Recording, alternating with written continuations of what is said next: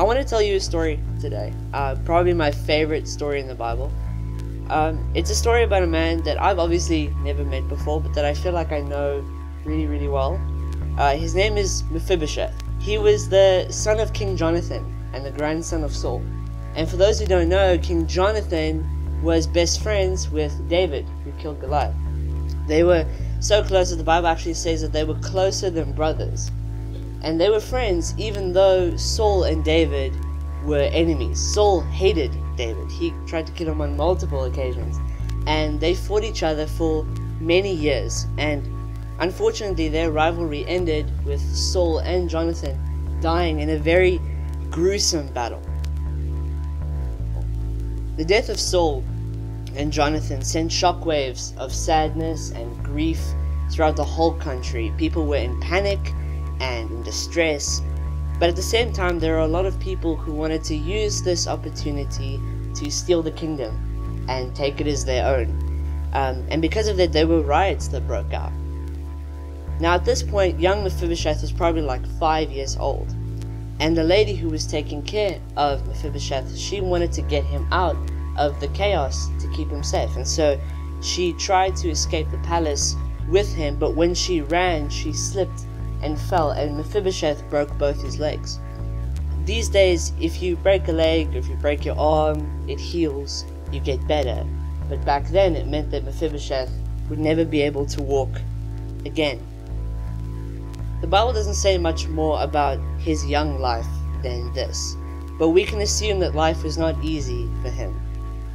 Back then, they didn't have the opportunities that we have to play Fortnite for a living, or be an Instagram model or something.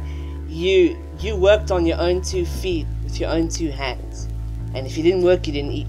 So we can assume that he was forced to beg, and maybe he was forgotten and discarded by some king that stole the throne, and maybe the son of a king was left behind.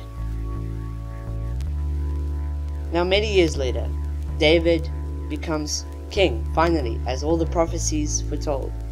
Yet all is not well in David's heart, for he greatly misses his friend Jonathan and wishes that he was still with him.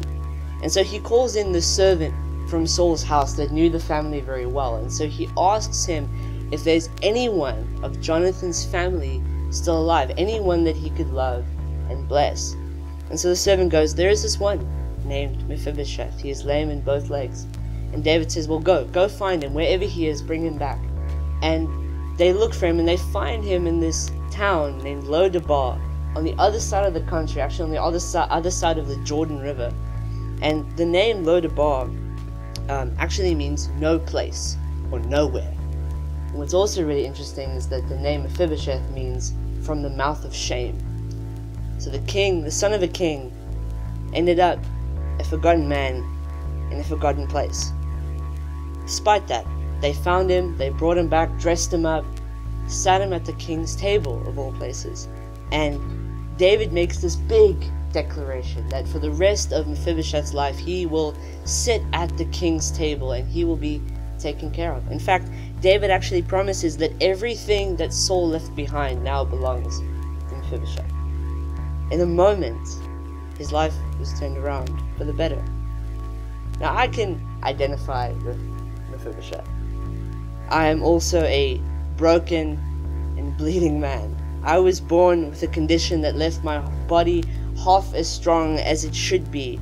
Since I was a baby, I've struggled with my own 2 feet. I've had surgeries all my life and been in and out of hospital for just as long. I have seen pain and sorrow that I cannot exactly explain with words. I identify with Mephibosheth because I am Mephibosheth. I'm a boy, broken and forgotten, living in the middle of nowhere. And maybe you feel the same. Maybe you feel forgotten. Maybe you feel like you're nowhere. Maybe you feel broken and you're not exactly sure when it all went wrong, but something just doesn't feel right. Maybe you're stuck and you have no idea how to get back on your feet. Maybe you're hungry, but you don't feel welcome anywhere long enough to eat something. Maybe you're tired, but you can't seem to to find a place to rest. Maybe you feel a bit like Mephibosheth. The beauty of his story and my story is there's nothing that I am, nothing I could ever do, but only because who my father is. The king picked me up and gave me his seat at the table. And better yet, he came to sit at my table. That's what it's about, isn't it? To find a table we're welcome at. You see, our lives are a lot like tables. They're where we work, they're where we eat, they're where we spend time with family and friends. And whether or not you believe there is a king at your table, your table deserves your attention. So don't let just anyone sit down at your table. Get good people at your table. Surround yourself with good people. People who will bring good food to the table, not just junk food. People who care about you. Make sure there is good food at your table. Things that will feed you, not poison you. Don't waste your time on things that won't feed you, that won't fill you up, or that you don't even really enjoy. Don't let fear and anxiety prevent you from enjoying your table. And most of all, don't worry about what your table looks like. It doesn't have to look like anyone else's. It can be big or small, polished with jagged edges. That doesn't matter. As long as you enjoy good meals, good memories with good people. In fact, a table is best enjoyed when it is served. So don't waste your life away making your table the best it can be for yourself, but for others as well. Serve others and allow the good people at your table to serve you. And maybe welcome a cripple every now and again. And as a final charge, I leave you, Fellowship College, with this. We are all cripples, one way or another.